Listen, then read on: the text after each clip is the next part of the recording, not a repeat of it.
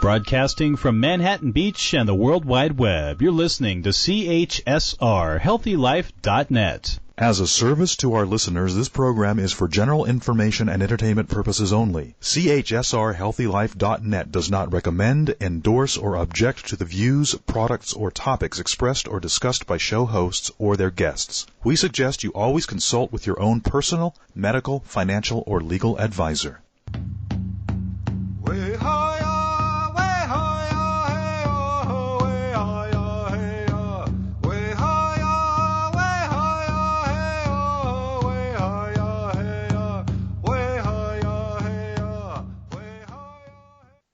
Greetings, or may I say Bojo and Potawatomi, to those joining us for today's Indigenous Perspective show. I'm Randy Kritkausky, an enrolled Potawatomi tribal member and the co-host of Indigenous Perspectives. And I'm Carolyn Schmidt, the other co-host. Indigenous Perspectives starts in Vermont in the United States. Vermont is part of Indokina, the land that is the unceded traditional territory of the Abenaki people, who for thousands of years have been stewards of the lands here and also across the border in Quebec province in Canada. We start each show with this land acknowledgement to signal our respect for the Indigenous peoples of our region, whose many achievements over the centuries are now experiencing a revival and new growth. Today, I'm going to interview my co-host, Randy Kritkausky, and ask him to reflect on a recent development that has huge implications for Indigenous peoples in the Western Hemisphere, and indeed for Indigenous peoples around the world. We're calling this show Sunset for the Doctrine of Discovery. Okay, Randy. So on March 30th, 2023, the Vatican announced that it was renouncing what has come to be known as the Doctrine of Discovery. Can you stop right there and explain exactly what the Vatican is? Sure. The Vatican's a sovereign city-state inside of Rome. It's the center of the Roman Catholic Church organization worldwide. It's headed by the current Pope, right now, Pope Francis I. So when we say the Vatican, it's shorthand for referring to the leadership of a worldwide Catholic Church. Official declarations coming out of the Vatican apply to Catholics all over the world. The most recent important declarations are called papal bulls or encyclicals. Do these Vatican declarations apply to or even affect people who aren't Catholic? That indeed is the question. When we answer it, we'll uncover the significance of today's show. You see, the Roman Catholic Church occupies and has for centuries a very important place in the world as a moral force. We'll return to that theme in a moment. But first, we need to travel back in time to what European-oriented history books refer to as the so-called Age of Exploration. As children, many of us were told that Columbus discovered the New World. In recent decades, those words have been challenged because Indigenous people have succeeded finally in making the claim that we were already here and they, the Europeans, discovered and that we discovered the Western Hemisphere 30,000 years ago. And so begins 500 years of confusion and argumentation about who has the right to occupy and who has the right to govern lands throughout the entire Western Hemisphere based on being what is referred to as original occupants. Well, isn't this something that there are supposed to be international laws about? Well, it would be nice if there were, but we're in the 15th century here for a moment. In 1492, when Columbus set foot on a Caribbean island, there was virtually no international law as we know it today. This fact set off alarm bells for the two Spanish monarchs who had just funded the voyage of Columbus, and also rather quickly for other European countries like Portugal, France, England, the Dutch, who wanted to enter the race to stake claims in the vastness of the so-called New World. Into this absence of international law, Pope Alexander jumped with both feet. He issued a papal declaration, a bull, called Inter Cetera, within 1 year of Columbus returning to Europe. The papal bull, Inter Cetera, has made international news because the Vatican just rescinded or repudiated it before we discuss why this is big news, we need to explain what the papal bull or declaration said. The Pope's declaration stated that Spain had exclusive claim to all newly discovered lands to the west. And if the Spanish monarchs brought Christianity to those lands and the peoples there, Spain would have an exclusive claim to rule the land with absolute and unchallenged authority. Yeah, I looked up, it's easy to find on the web in an English language translation. It's got a lot of formal sounding words. There's a lot of interesting stuff that jumps out, including there's this one phrase the Pope is telling the Spanish king and queen. He's giving them he's giving them the encouragement and the right, as if he had it to give. But anyway, he says, quote, to bring under your sway the said mainlands and islands of the quote unquote New World with their residents and inhabitants, and to bring them to the Catholic faith, end of quote. So the Pope did this not because of international law or his authority as an international lawmaker, but based on the Church's moral authority, which was enormous at the time, and also the Church's historic role as an arbiter of disputes among European nations. I also want to add there's a nice little gem of a revealing sentence in that papal bull about, it's a list of, we hear there's lots of gold and silver and gems and, spices and all kinds of interesting things in these new lands. So obviously that's in the forefront of their minds as well. So among the other European nations, they made immediate efforts to declare some other kind of legal doctrine, because the Pope wasn't going to give them access to these lands, legal access. They wanted to find a way of explaining how they could occupy the same lands and get access to the resources that Carolyn mentioned. So one of these other so-called doctrines stated that the principle of first discovery, in other words, first discovery for Europeans, bestowed the right to claim lands.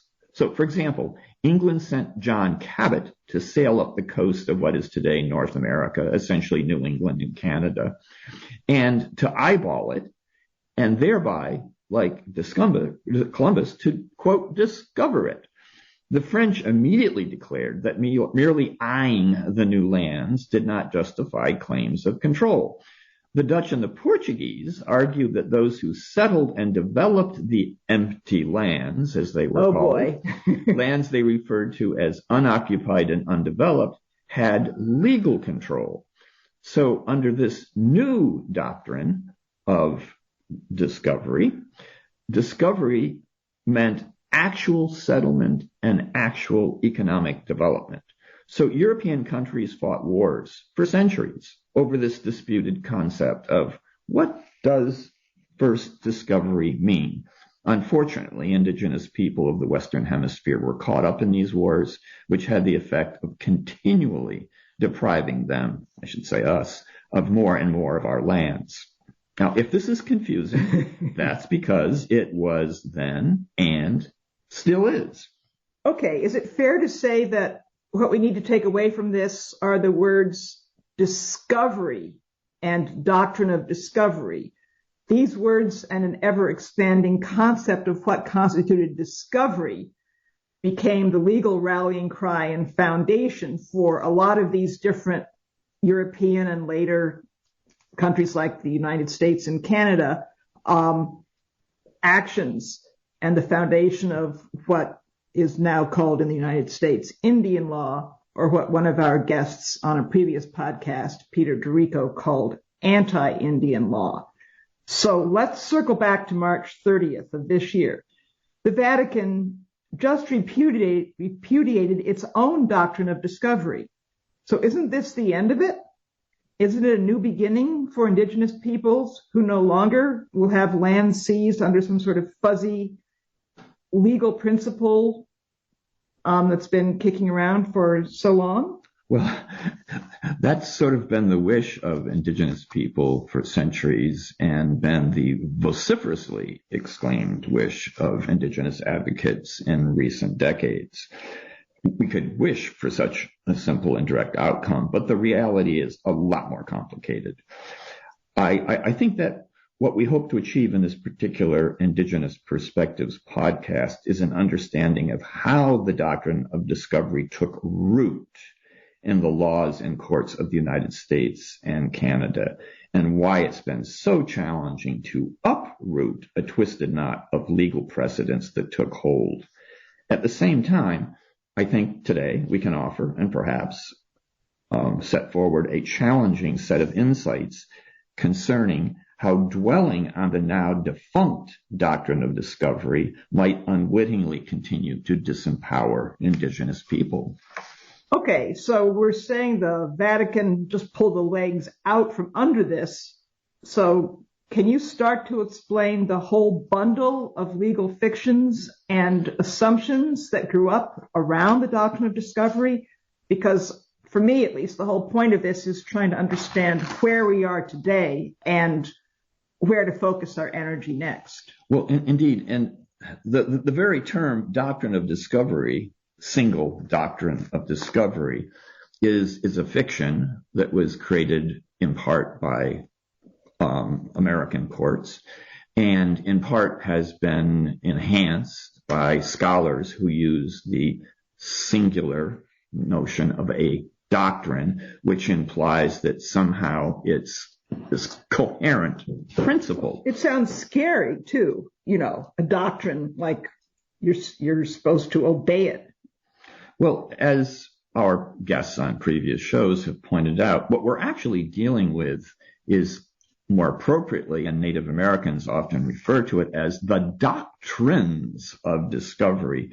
And it's a muddle of legal fictions and inventions cobbled together and passed off by jurists, monarchs, and, as I said, even U.S. Supreme Court justices as reasoned thinking. But they were just using these doctrines as justification for very self-serving actions, taking away Indian lands and the rights of Indians to have their own governance on their own land. Okay, so far so good, I guess, as far as understanding that it starts with this confusing muddle. So can you explain briefly the whole idea of how these ideas got put into U.S. Supreme Court cases, the sort of the legal precedents that you said they got entangled? Yeah, without making you feel like you're in a law school course looking at law school cases, let me just say that it's really ironic that one of the most famous and revered U.S. Supreme Court justices, John Marshall, is involved in this muddle. In 1823, he delivered, I should say, an opinion in something called the McIntosh case, which is like the grandfather or the grandmother of all subsequent cases referring to the doctrine of discovery, not just here in the United States, but for quite an extended period of time across the border in Canada. Now, what Marshall was doing was pushing back against the legal recognition and acknowledgement in the United States Constitution of the validity of treaties with Indians as sovereign nations. Very few people who read the Constitution see these words or understand this. But what I'm saying to you is a Supreme Court justice is using a fiction that was created out of a moral statement by a pope to overturn the U.S. constitutional recognition of the rights of Native Americans.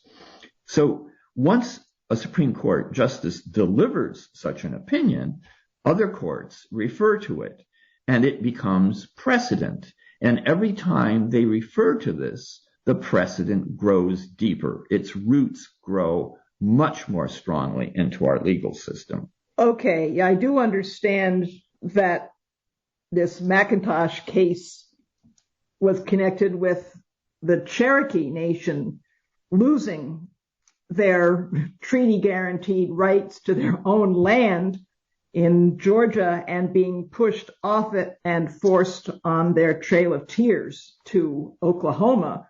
And then I think your own people also got caught up in the same kind of relocation with this forced removal. As I've mentioned a few times on this show, my tribal homeland is Chicago. Chicago is the Potawatomi word for wild onions.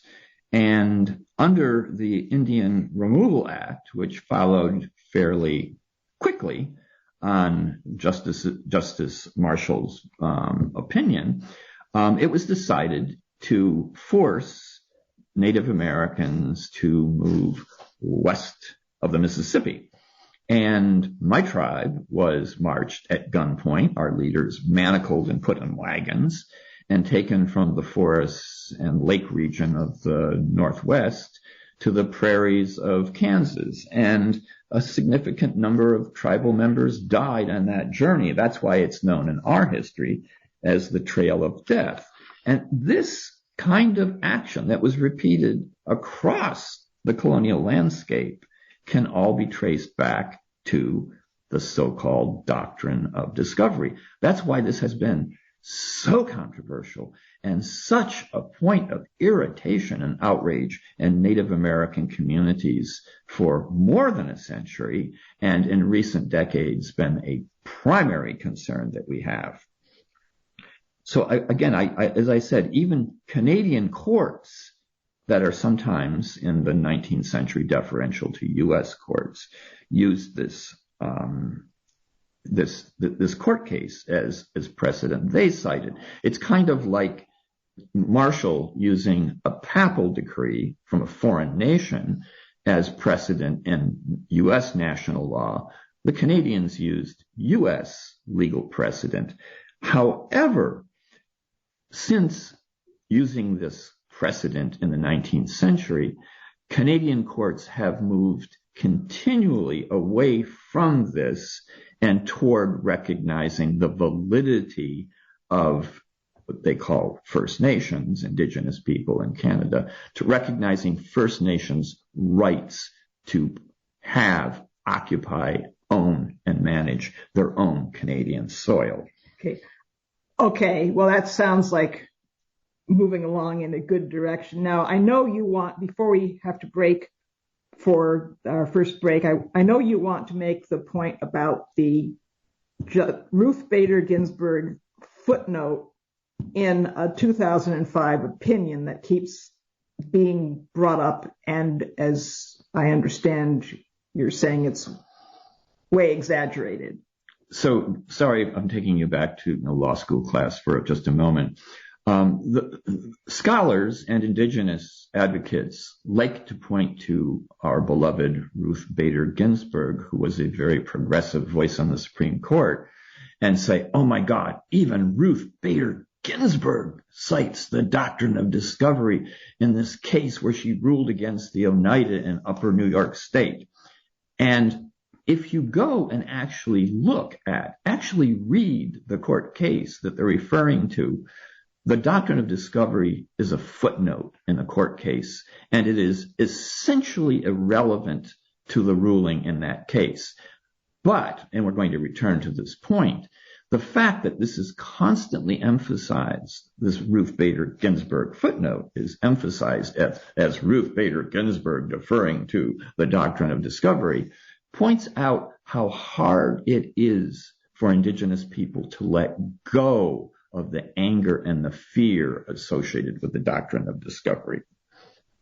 So, what about the claim that there's Doctrine of Discovery provided a foundation of racism, anti-Indian racism, that encouraged their treatment as less than fully human citizens? Well, that's actually what we should have been discussing in recent decades.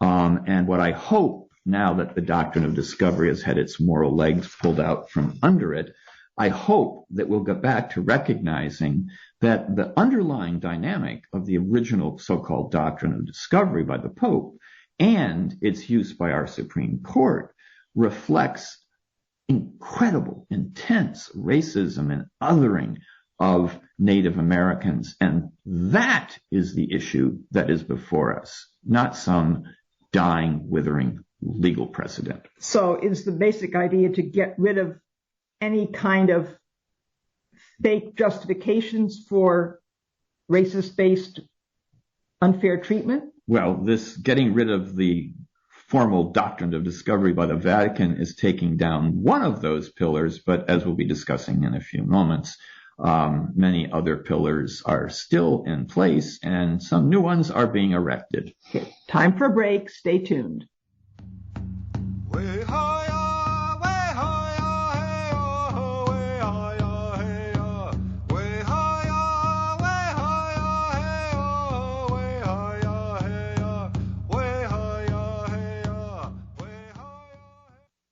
Rights for nature? Around the globe, indigenous communities, governments, and environmental groups are realizing that human rights aren't enough to protect the planet. They're passing laws that recognize rivers, forests, and mountains as having rights of their own, rights that include the right of those ecosystems to exist and flourish. These actions are beginning to make a real difference. Find out more about this work by visiting the Center for Democratic and Environmental Rights webpage at centerforenvironmentalrights.org. Period poverty. If you don't know what it is, you should, because you can help. 1 in 4 American women struggle to purchase menstruation products this year, resulting in missed school and even loss of income. The Native American women's nonprofit, Queck Society, cares enough to give Native American students and communities their period products, and they do it across North America. Please help women with your time, donations, or supplies to maintain their dignity and celebrate their strength during moontime. Visit quecksociety.org. That's KWEK Society.org. Listen up. The source for information and inspirational items about the struggle and wisdom of indigenous people is the Syracuse Cultural Workers. They are committed to peace, sustainability, social justice, feminism, and multiculturalism, and they create beautiful visual materials like calendars, t-shirts, cards, and more, including their Greetings and Thanks to the Natural World accordion poster that offers daily grounding for our relationship to the earth and its many fellow beings. Get so many wonderful items. Go there now. SyracuseCulturalWorkers.com. Randy Kritkausky's book, Without Reservation, describes his spiritual awakening as a Native American. It's a powerful, life-changing story where Randy shares his journey into the realm of ancestral Native American connections and explores his encounters with Mother Earth. The book actually helps you how to reconnect with your ancestors to rekindle your access to ancestral wisdom and nature. Available in print, ebook, and audiobook format. Get Without Reservation by Randy Kritkausky from all major booksellers. For more information, visit randykritkausky.com. Citizen Potawatomi Nation's Cultural Heritage Center, located near Shawnee, Oklahoma, features 11 immersive galleries with digital and interactive exhibits. Visitors learn about the tribe's history from origin to modern days and gain an understanding of Citizen Potawatomi oral traditions and lifeways. Admission is always free. Open Monday through Friday from 8 a.m. to 5 p.m., Saturday 10 a.m. to 3 p.m. Visit the Cultural Heritage Center on the web at PotawatomiHeritage.com.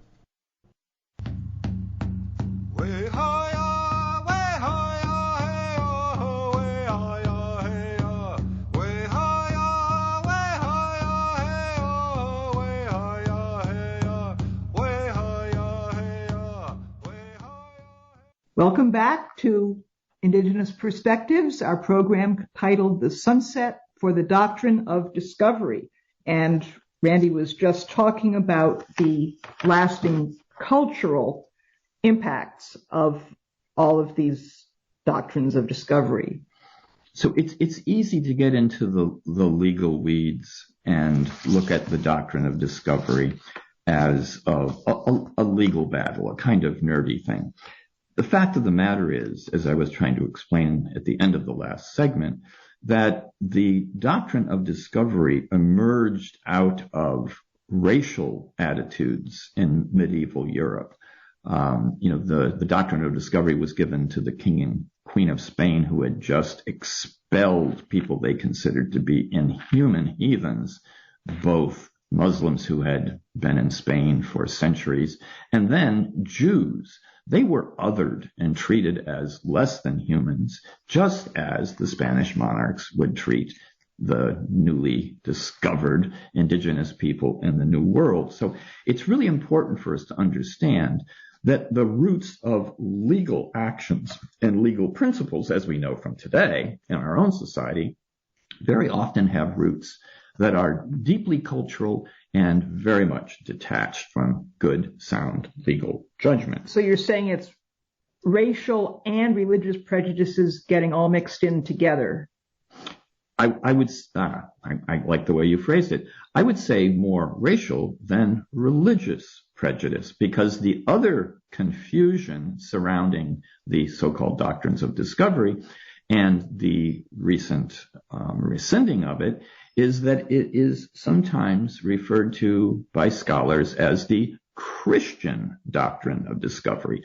I've never heard the word Christian appended to doctrine of discovery as a positive complementary adverb. It's always used in a manner that is somehow meant to even further discredit the doctrine of discovery. The idea being that Native Americans, Indigenous people, First Nations people in Canada were victimized by bad law, but also by Christianity itself. Now, the news has been full for several years of stories about residential schools. We knew that there was a collision, a tragic collision between indigenous cultures and many missionaries who came and operated residential schools. They were cruel institutions. Okay. Catholic and Protestant, but all Christian missionaries running these schools, right? Because the colonists were initially all Christians. So the notion has now developed that the doctrine of discovery grew out of Christianity itself, the very principles of Christianity. Now, this is problematic in part because theologians at the time immediately denounced the doctrine of discovery as having no roots in Christianity. And one must understand that the very practices that are being blamed on Christianity precede Christianity. As a historian, I can tell you, someone who's taught courses on Greek history, Roman history, Islamic history, conquerors behave in a very similar fashion. The fashion that, they repress, they slaughter, they repress, they try to destroy the cultures where they are taking, up residence, and, they're brutal about it. So it is nothing unique to Christianity. It is part and parcel, unfortunately, of human behavior we know as imperialism and colonization. Well, one of the things that's upset me since I started hearing these references to the Christian doctrine of discovery is the impact of calling it that there are many indigenous people who are Christians themselves. And to hear that there's a Christian doctrine that justifies pushing them off their land, taking their land, their lives, it's setting up a lot of really upsetting conflicts and doubts. Well, it has had unintentionally the exact opposite intent that the people who put this Christian in front of doctrine of discovery intended, which is, as you say, it lends some legitimacy to the 15th century doctrine of discovery by making it appear as if it came from a moral institution. And it, as you said, puts Christians, and many, many Native Americans consider themselves to be Christians, self-identify as Christians, puts them in a really awkward place of having to struggle with holding on to belief systems which are both traditional and Christian. That's the very theme of our previous podcast, that many indigenous people hold these two systems in some kind of harmony.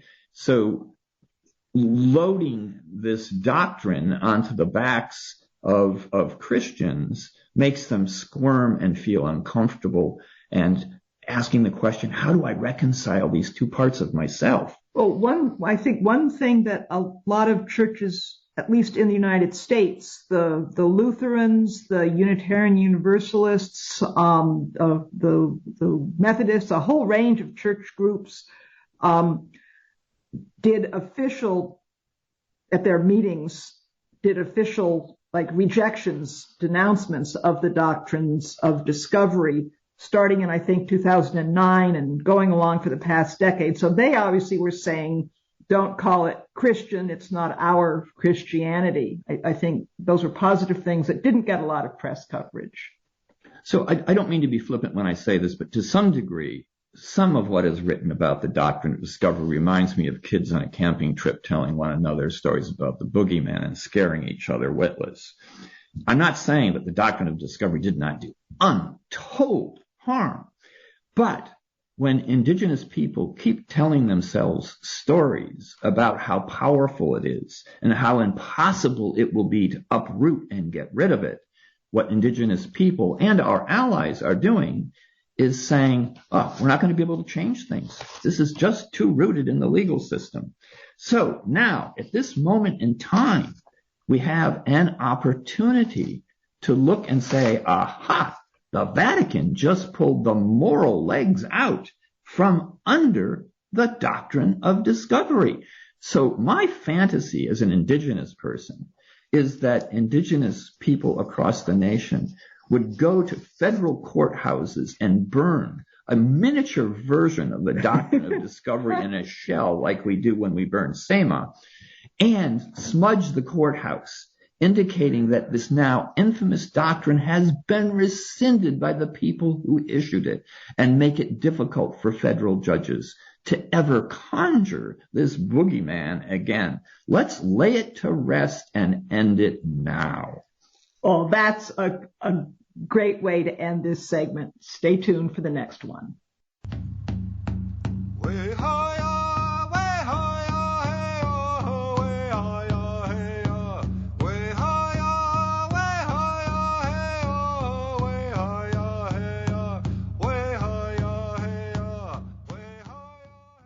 Rights for nature?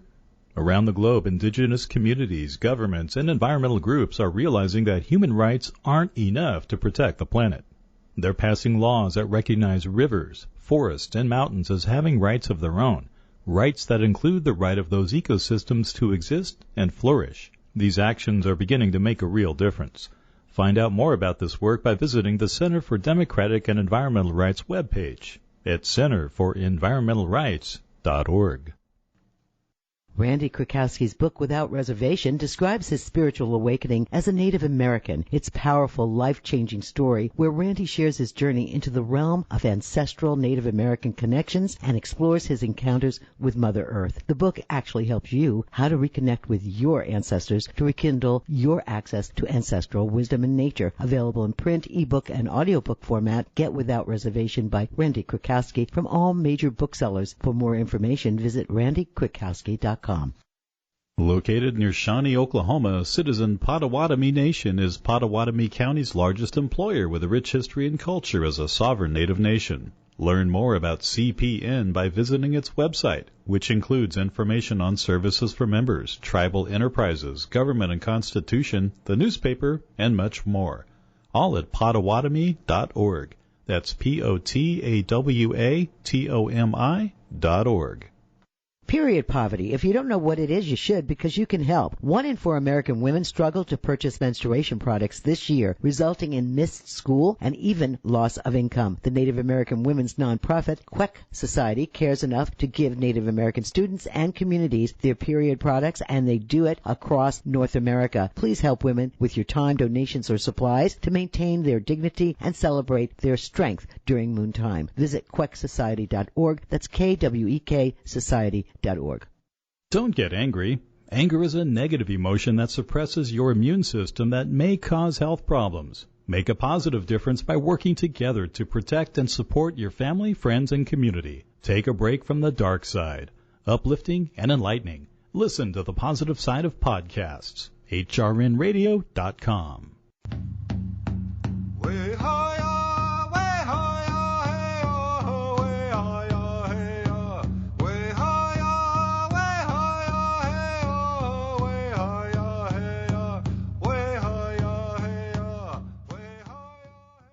Welcome back to Indigenous Perspectives. And Randy was just discussing the idea that the Doctrine of Discovery, let's have smudging, let's celebrate. It's been officially over. So does that mean that this kind of thinking is going to be removed from our legal systems? No. As I said, my fantasy is a little bit of a fantastic fantasy. Just because the Vatican and the Pope have rescinded the moral basis, which was once used as the sort of fictitious quasi-legal basis for this thing, it doesn't end the train wreck and the series of principles that have made life difficult for Native Americans. For example, we are finding in 20th century, 21st century society, Canada and the United States, new ways of accomplishing the same ends that the Doctrine of Discovery did, which is excuses, quasi-legal reasons for taking away indigenous rights to occupy and hold their land as guaranteed by treaty. Let me give you an example. We go back to this notion of occupying land and developing it being a claim by colonial societies to true ownership of the land. Okay? So in Canada, just north of us here in Vermont, the Canadian government has been building giant hydroelectric dams on native lands without the required legal permission and consent of the people who live there. They are expelling these people from their land. They're not using the Doctrine of Discovery as their legal pretext. They're using something called public benefit, which on this side of the border would be called an easement. The notion is that the interest of the broader public, that is the descendants of colonists, triumphs over treaty rights of indigenous people. So we'll remove them. Why do we do that? Because we're worried about climate change, as we should be, but we're going to stampede ourselves and them into building these dams using this excuse. So what our colleagues that we had on this show previously are saying is that we need to have something like the 1954 Supreme Court decision, Brown versus Board of Education, where the Supreme Court itself, not just the Pope, negates any possibility of employing the Doctrine of Discovery. But what I'm telling you is that they will find other excuses. And in fact, in the United States, we are using the climate emergency that we're in to triumph over and force Native people to give up their treaty rights and move off their land. Okay, I've got a question. I grew up learning about, in the U.S., the idea of eminent domain. That was the phrase that I learned, where the government can decide something is for public good and they can take your land, but they have to pay you. When the interstates were built, that was how the land, when they took people's private land, they would take it, but they'd compensate them for it, but the people couldn't really fight it. So it sounds like this new effort is worse because it's not just taking private people's land and giving them compensation. It's just taking land that belongs to whole nations. You used the key word, nations. When the interstate takes the land from private landowners, the private landowners are members of the nation taking that action. When Canada or the United States takes land away from Indian tribes and Indian people, they are violating the sovereignty of nations who are acknowledged as nations under treaties referred to in the U.S. Constitution. It's an entirely different issue. Let me give you another example of creating new legal principles or employing other legal principles to get rid of Native Americans, now absent the Doctrine of Discovery. One of them is called the plenary power of Congress. And again, if you're not a law student, and even if you are a law student, you might not know what this is. It turns out that the U.S. Supreme Court, most recently in Gorsuch's decision on an Oklahoma case about Indian rights, invoked this notion of plenary power, which is the power of the U.S. Congress to reverse at its will any law made by a state and to abrogate, to rescind, to negate any treaty that it has previously signed with a foreign nation. Well, this is really scary because it means that the Congress that changes every 2 years can just trample over agreements like treaties or other agreements that... Correct. So we've gotten rid of, or we're in the process of getting rid of the doctrine of discovery, but we're not out of the bushes yet because Congress and the courts have these other tools that they could use to deprive indigenous people of their rights, their ability to occupy and live on their traditional lands.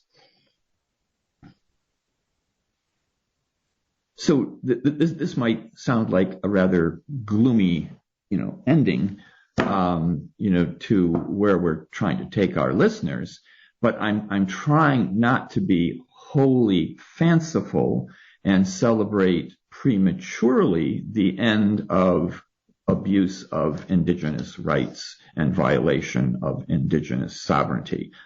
We've won, as they say. I hate using these metaphors, but we've won one battle, but the war is not over. The struggle will continue to assert indigenous rights against what Peter Dirico on one of our earlier shows referred to as anti-Indian law. We're still moving into headwinds that are blowing back in our faces. Okay, so we're still in a really unequal power and wealth situation, looking at the rights of the Indian nations, First Nations peoples.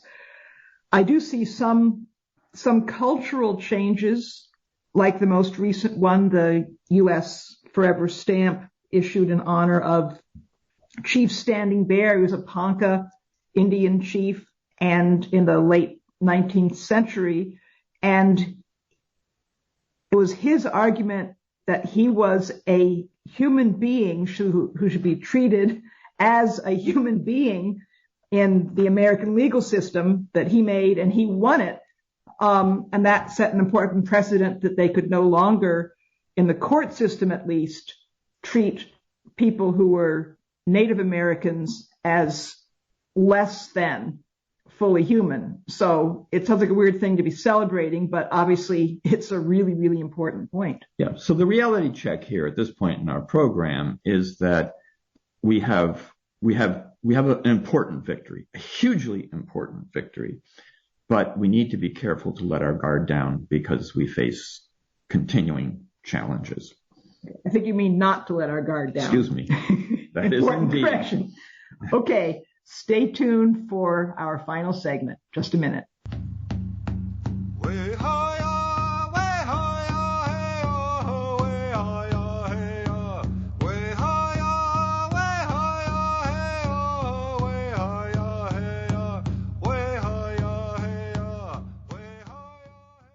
Rights for nature? Around the globe, indigenous communities, governments, and environmental groups are realizing that human rights aren't enough to protect the planet. They're passing laws that recognize rivers, forests, and mountains as having rights of their own, rights that include the right of those ecosystems to exist and flourish. These actions are beginning to make a real difference. Find out more about this work by visiting the Center for Democratic and Environmental Rights webpage at centerforenvironmentalrights.org. Period poverty. If you don't know what it is, you should, because you can help. 1 in 4 American women struggle to purchase menstruation products this year, resulting in missed school and even loss of income. The Native American women's nonprofit, Queck Society, cares enough to give Native American students and communities their period products, and they do it across North America. Please help women with your time, donations, or supplies to maintain their dignity and celebrate their strength during moon time. Visit quecksociety.org. That's KWEK Society.org. Listen up. The source for information and inspirational items about the struggle and wisdom of Indigenous people is the Syracuse Cultural Workers. They are committed to peace, sustainability, social justice, feminism, and multiculturalism, and they create beautiful visual materials like calendars, t-shirts, cards, and more, including their Greetings and Thanks to the Natural World accordion poster that offers daily grounding for our relationship to the earth and its many fellow beings. Get so many wonderful items. Go there now. SyracuseCulturalWorkers.com. Randy Kritkausky's book, Without Reservation, describes his spiritual awakening as a Native American. It's a powerful, life-changing story where Randy shares his journey into the realm of ancestral Native American connections and explores his encounters with Mother Earth. The book actually helps you how to reconnect with your ancestors to rekindle your access to ancestral wisdom and nature. Available in print, ebook, and audiobook format. Get Without Reservation by Randy Kritkausky from all major booksellers. For more information, visit randykritkausky.com.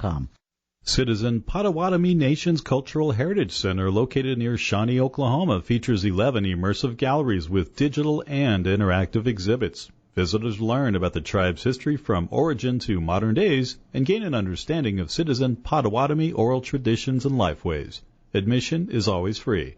Open Monday through Friday from 8 a.m. to 5 p.m., Saturday 10 a.m. to 3 p.m.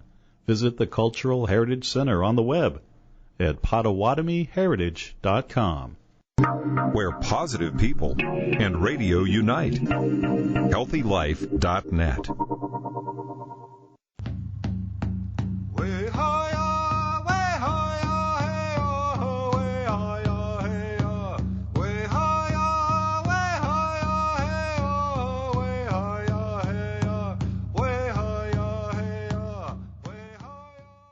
Welcome back to Indigenous Perspectives. This is the last segment of our show on the sunset of the Doctrine of Discovery. So, Randy, you want to pick it up? Yes. I want to return to the theme that emerged at the beginning of our program, which is the moral authority of legal institutions in the modern world. We read and constantly dwell upon economic power and armies clashing, but we give far too little attention to moral authority. And there's something wonderful going on out there across the face of the globe, which is a kind of shift in the thinking of a large part of the world's population, an embrace of an indigenous worldview and respect for Mother Nature and respect for indigenous people. And I want to give credit where credit is due. The current Pope, Pope Francis, who took his name from Francis of Assisi, visited Canada more than a year ago, and he did so in what he called a pilgrimage of penance. He was the first Pope from the Western Hemisphere, and I believe that he did not want to die having not lifted the darkest chapters of the church's legacy in this hemisphere. So he visited Canada, and he visited residential school sites where horrible atrocities had happened. And he apologized, and he listened to indigenous people, and he called it his pilgrimage of penance. Like, popes don't do this kind of thing lightly. So during that visit and after, indigenous people went back to the Vatican and reminded him that his work was just starting, that he needed to rescind the Doctrine of Discovery, which he did. Now, that's the story we've been telling today. But there is another part of the story that we haven't referred to that is equally exciting. And that is that the Pope had previously issued, I think it's in 2005, another encyclical called Laudato Si. And in this encyclical, he describes the values that the church needs to embrace to lead in the 21st century. And they are profoundly indigenous values of wealth sharing instead of wealth hoarding. And most importantly, the need to embrace the environment, and in the spirit of St. Francis of Assisi, his namesake, to respect other than human beings as our kin. This is an astounding statement coming from a pope, because remember, go back to the beginning of the program, the papacy in the 15th century was looking at other humans as less than human, and this pope is saying we need to look at other creatures as our equals on this planet. So I see a moral institution rising and leading at a critical moment in world history with Laudato Si and with rescinding the doctrine of discovery. Together, these actions and other actions by other moral leaders, religious leaders around the world, might be enough to push back on these other mechanisms, these other legal fictions we've discussed, that continue to deprive indigenous people of their rights and their homelands. Yeah, and also to any listeners, and also to myself, anyone who has a lot of doubts about any major institutions, including the Roman Catholic Church, knowing that they've had many problems and continue to have them today. To me, it's a good reminder that everyone, just like people, we have to look for the good and emphasize that and carry that forward of every kind of mixed legacy or mixed power. And to me, the impressive thing about Laudato Si and this revocation of the doctrines of discovery is that we've got an institution whose current leadership, the Roman Catholic Church, is willing to take these steps, even when obviously there's pushback and disagreement. But I think when Randy refers to the moral leadership, that's what he's talking about, is taking a stand that is not going to be universally popular, but saying this is important and we're going to throw our weight behind it. Yes, and there's a wonderful video that Carolyn and I saw recently. It was a film actually made, by the Vatican. It's called The Letter, and Pope Francis, invites people, ordinary people, a handful of them from around the world, including indigenous people, to come to the Vatican and to meet with him, because he wants to talk not just to world leaders, but to ordinary people. I want to interject about ordinary. The chose people, it's a whole mix of people from different parts of the world, different backgrounds, young, old, men, women, but they were all people who had been known in their own communities for environmental work and environmental efforts. So I think when you say ordinary, I think that's undercutting the fact that these people were leaders in their own communities on environmental issues, and that's why they were asked for this meeting with a focus on environment. I use the word ordinary because they're not elected national leaders with enormous political power, and certainly not with, economic clout. Some of them had difficulty getting together the money to get to the Vatican. So the point here is, and again, I'm not a Catholic, you're not a Catholic, this is not an advertisement for the Catholic Church, but, we have a Pope who drives a humble little car and lives in a humble apartment when he can. The church is going back to its roots. And as we said in one of our earlier programs, when we were discussing black elk, what we see is something remarkable in the modern world, which is the ability of indigenous people to call a moral institution back to its moral roots, to its deepest convictions. That, I think, even more than rescinding the doctrine of discovery, is a reason for hope.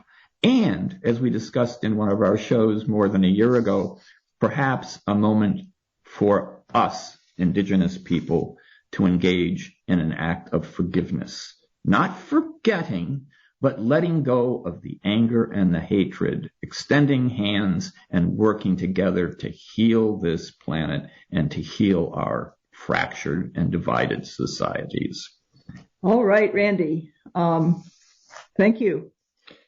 So I hope this broadcast is giving you time and space to reconnect with your roots in Mother Earth and with your ancestral roots, as well as before your busy day distracts you from the moment. I encourage you to take a few minutes to reach out and feel the presence of living flora and fauna, and perhaps even that of your ancestors. Allow yourself to touch their presence, capture that moment, and hold on to it.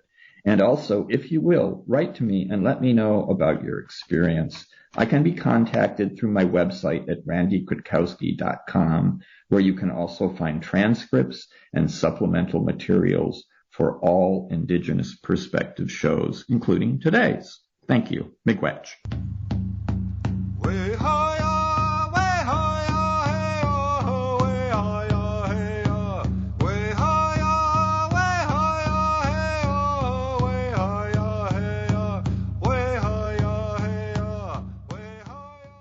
Located near Shawnee, Oklahoma, Citizen Potawatomi Nation is Potawatomi County's largest employer with a rich history and culture as a sovereign Native nation. Learn more about CPN by visiting its website, which includes information on services for members, tribal enterprises, government and constitution, the newspaper, and much more. All at Potawatomi.org. That's Potawatomi.org.